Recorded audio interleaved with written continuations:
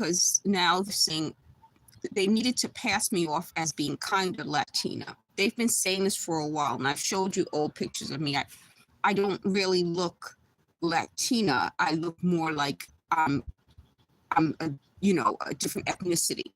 So they get upset because even as a different ethnicity, they're saying that they could kind of pass me off as a Latina. No, I was always considered a West Indian.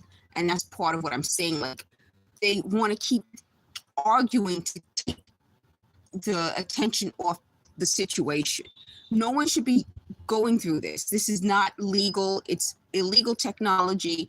It's illegal to start arguing with people in their own homes and pretending that they're hearing voices. I mean, I can't seem to understand how they didn't get that.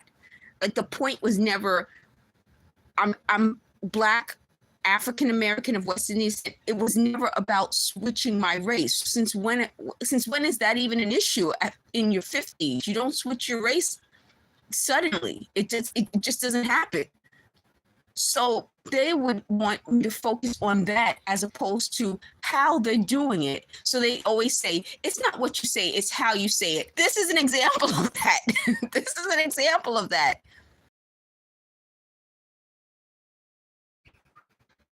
This is an example of it's not what you say, it's how you say it. They're so hypocritical. They don't even recognize themselves. They probably don't even see their own reflections in the mirror. They don't recognize themselves. This isn't about what you say, it's how you're saying it. If you're saying it through people's walls and using this technology, there's an issue. So I'm just going to let you listen to them.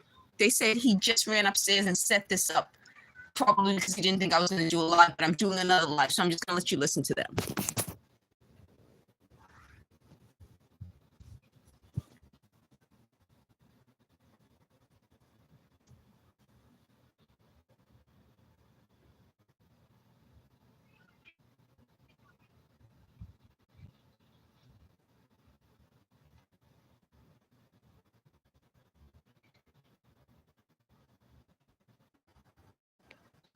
It was off. The live screen was off, so I'm putting it back on. They have a lot to say. Again, they keep naming different people. I still don't understand why they said that this is. They said now everyone will know their entire system. I still don't understand how people didn't know this before.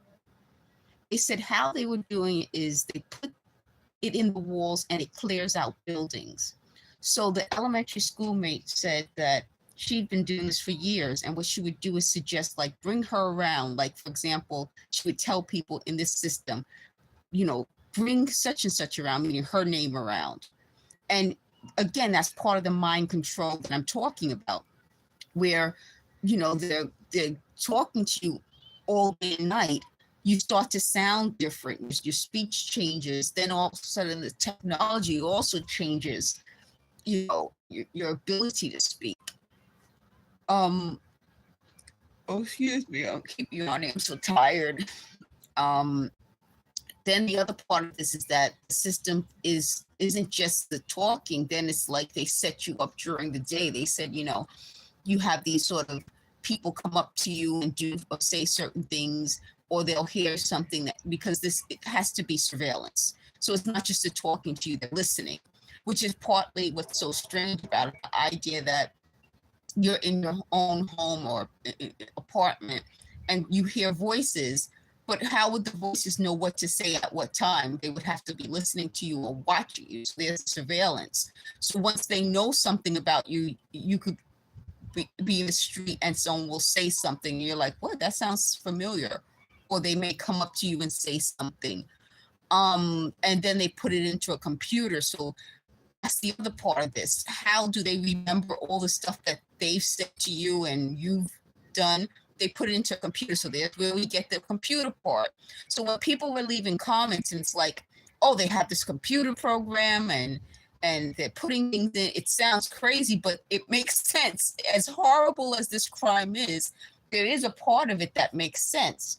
So once they know what you're doing in your home, they put it in a computer, they tell other people, so you're not you're not able to keep this secret. I don't know why they thought it would be secret.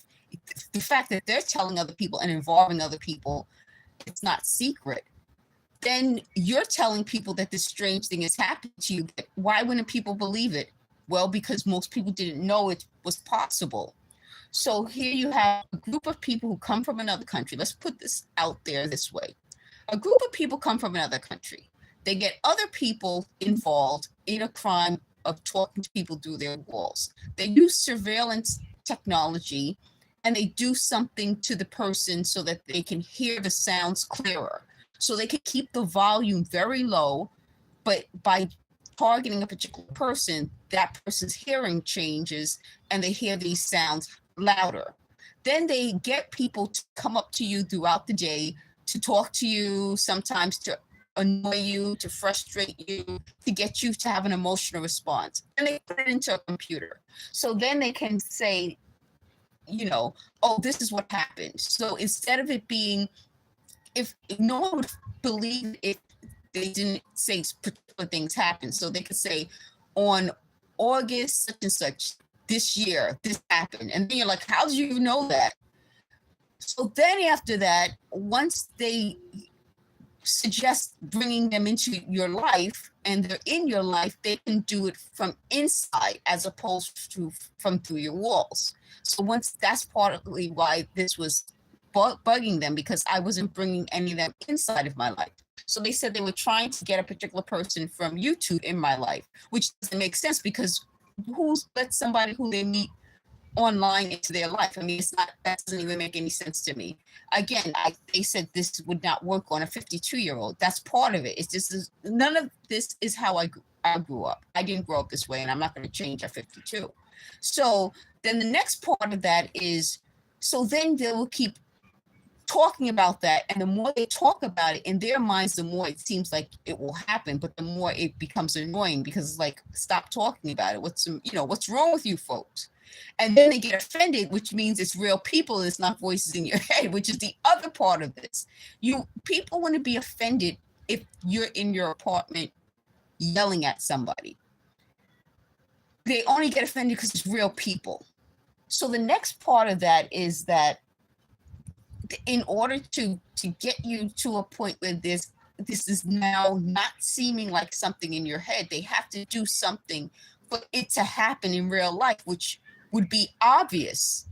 So this is why this is the way it is, because it's too obvious now. We already know who's involved, which allows us to say, oh, did this happen like this to you? And people can say, yeah, that did happen like this to me. And that's where we are now.